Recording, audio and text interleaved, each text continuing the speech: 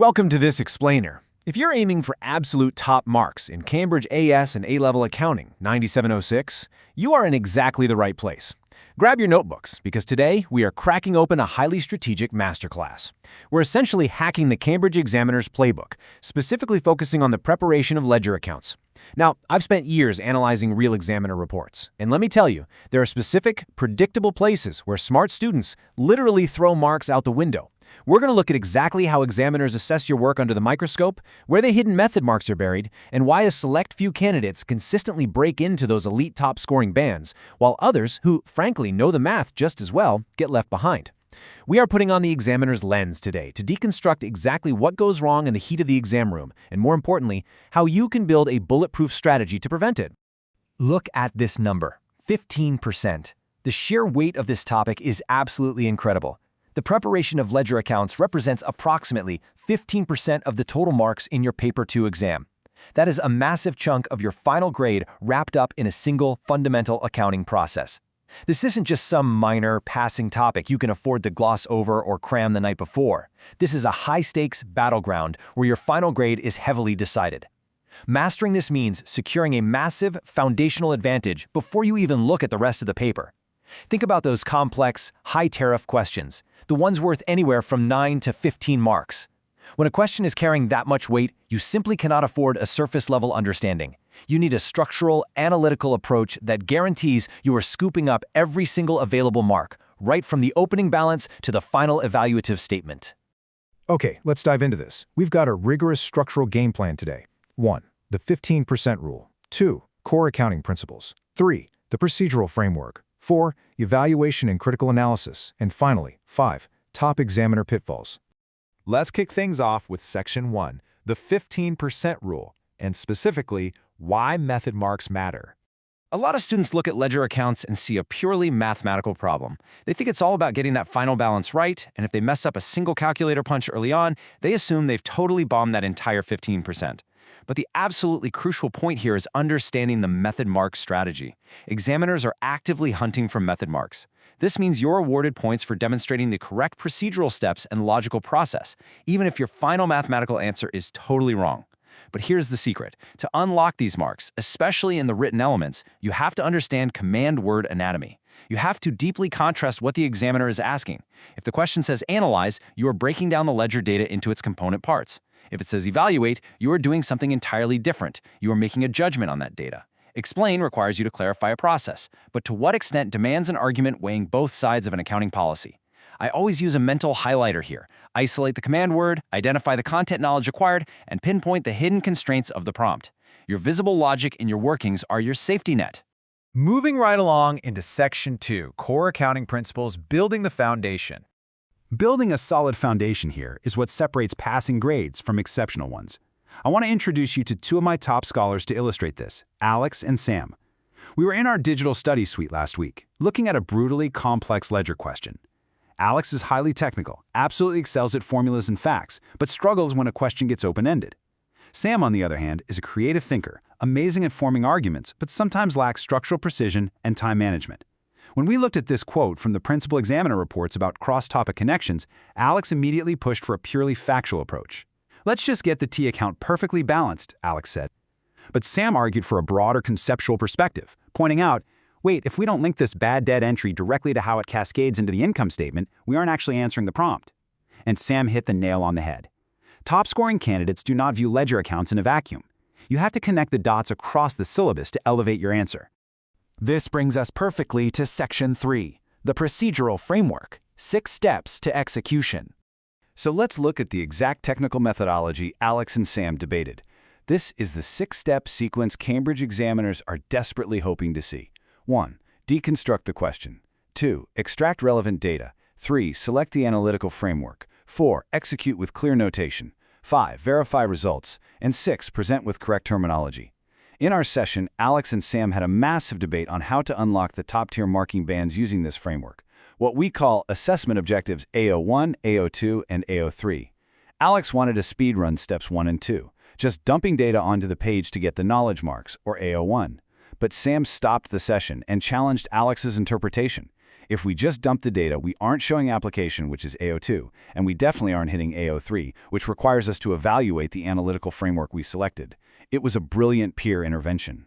You have to realize that this 6-step framework isn't just a list. It is a ladder to climb through the assessment objectives. Freestyle this sequence and you drop easy marks. Follow it systematically and you prove to the examiner that you have total command over the accounting process. Let's drill down into that final presentation phase. Proper headings, correct terminology, appropriate formats, and clear annotation. Now, before we look at a major roadblock you will definitely face here, I want to quickly pause our session. If you are serious about mastering these high-level strategies, you need to subscribe to the channel Ace the Exam's IGCSE O and A levels at the handle @acetheexam_IGCSE. Go ahead and click that subscribe button popping up on your screen right now, and make sure you enable all notifications so you hit that bell icon. You do not want to miss our weekly Cambridge breakthrough strategies. Okay, back to Alex and Sam. They were drafting a model response paragraph by paragraph, and they hit a massive roadblock regarding formatting and paragraph linking. They were getting bogged down, losing track of time, and using sloppy language. So I used a picture-in-picture feature to pause their session and stepped in with a cognitive strategy to get them unstuck.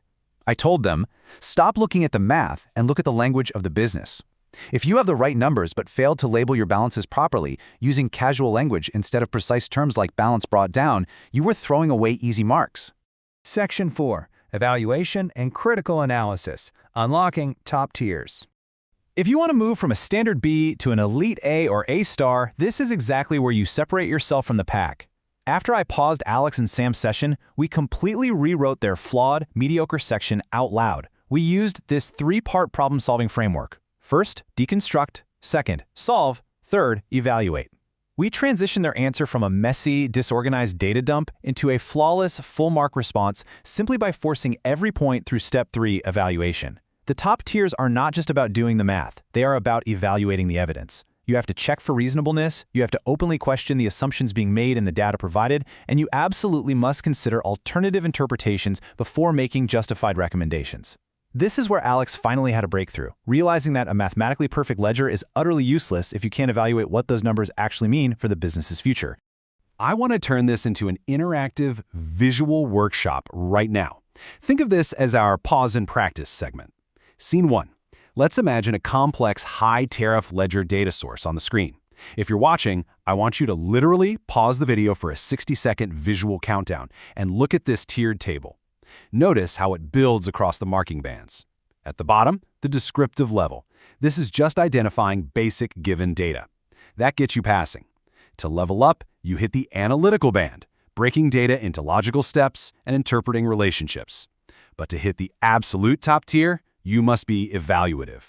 That means actively questioning assumptions, considering perspectives, and justifying decisions. During our 60-second exercise, Sam realized that most of their previous answers were getting stuck right in the middle at the analytical tier. They were interpreting the relationships, sure, but they weren't taking that vital leap to justify the ultimate financial decisions based on the ledger balances. You must physically write down your justifications to access the evaluative tier. Which brings us to our final section, Section 5, Top Examiner Pitfalls, where candidates lose marks. Let's move into Scene 2 of our workshop, Spot the Flaw. I want you to look at this comparison drawn directly from the post-game analysis of the principal examiner reports. On the left, we have the ultimate classic trap, the generic answer. Vague, lacking detail, relying entirely on memorized textbook definitions. On the right, the context-specific answer. I tasked Alex and Sam to find the critical errors in a poorly written student answer that looked exactly like the left side. The student had perfectly defined depreciation, but scored 0 marks for evaluation. Why? Because the examiner's actual expectation is a meticulously linked, context-specific answer. Every single point you make, every ledger balance you interpret must be uniquely tied to the specific scenario, the specific business, and the exact data points given in that particular exam question. If your answer could logically apply to any generic business on the planet, it is simply not good enough to get those top marks. Let me systematically highlight and annotate exactly what Alex and Sam found during our Spot the Flaw exercise. Here are the 3 traps set by examiners that candidates fall into every single year. 1. Vague answers lacking specific detail. 2. Forgetting to check format and presentation. 3. Answers not specific to the given context. This is your quick-fire warning checklist. In the heat of the moment, when you have 5 minutes left on the clock and the invigilator is pacing the room, you need to run through this. Are your conclusions floating in the air, or are they deeply anchored in the business's reality? Did you actually write balance C/N and balance B/AND correctly, or did you rush it? Knowing these traps is your last line of defense against dropping silly, entirely preventable marks. At the end of our session, Alex and Sam shared their personal breakthroughs. Alex realized that formatting isn't just decoration, it's a structural requirement for method marks. Sam realized that timing their open-ended arguments to the strict marking bands saved them from wandering off topic. So I want to synthesize this entire masterclass into 3 core memorable pillars for you. First, the 3-step question scan. Always highlight your command words before you even touch a calculator. Second, the paragraph balance formula. Ensure every paragraph moves from descriptive to analytical to heavily evaluative. And third, the last 5 minutes review checklist. Actively hunting for those 3 pitfalls we just discussed. To help you execute this, create a personalized acronym for the factors affecting the preparation of ledger accounts. Write it at the top of your exam paper the second you sit down, so you consistently recall these crucial steps without freezing up. As we wrap up this strategic explainer, I want to leave you with this incredibly powerful summary drawn straight from the syllabus guidelines. Top-performing students exhibit connected, conceptual understanding transferable to unfamiliar contexts. True mastery isn't about rote math. It's not about perfectly memorizing a single textbook problem and hoping it shows up on the paper. It is all about conceptual adaptability.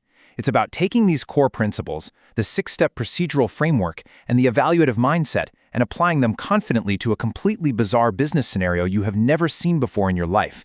That is what makes an elite accounting student. So, I am leaving you with a direct challenge.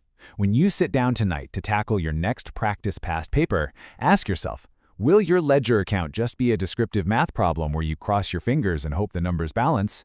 Or will you apply this entire analytical framework to create an evaluative, context-specific masterpiece that practically forces the examiner to award you full marks? The strategy is completely in your hands now. Before you go, remember that crushing Cambridge exams requires consistent, high-level strategy. You need to hit that subscribe button right now for Ace the Exam's IGCSE O&A levels at the handle @acetheexam_IGCSE. Turn on the notification bell so you never miss our future exam hacks, and drop down into the comments right now and type out your target grade so we can hold you accountable. The visual end screen is popping up now with some of our best previous videos. Click one to keep studying, and I will see you in the next masterclass.